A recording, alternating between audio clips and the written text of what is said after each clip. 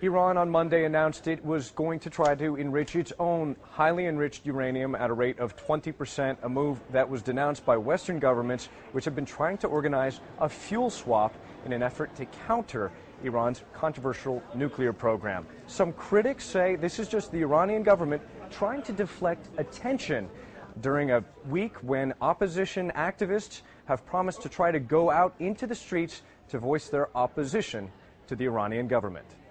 Iran's nuclear clock is ticking much slower than the internal dynamics and the human rights violations.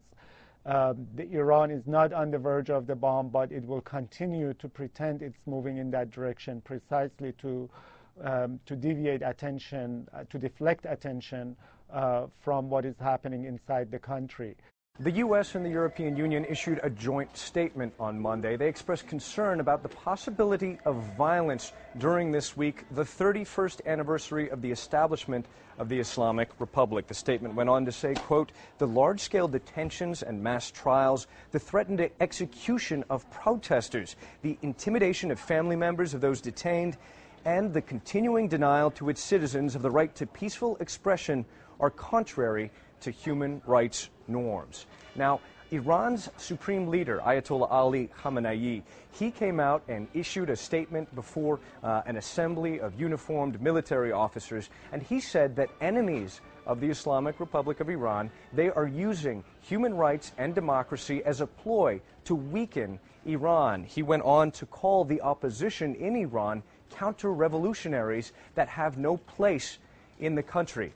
Now, it's been some 8 months since Iran held disputed presidential elections, and the so-called Green Movement of opposition has continued to voice its dissent despite the arrest of thousands of opposition activists, of journalists as well, and of leaders of this movement. The execution of 2 opposition activists by hanging last week, and more arrests announced this week.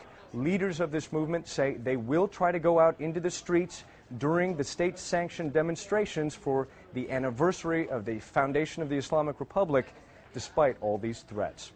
Ivan Watson, CNN, reporting from the Iran desk.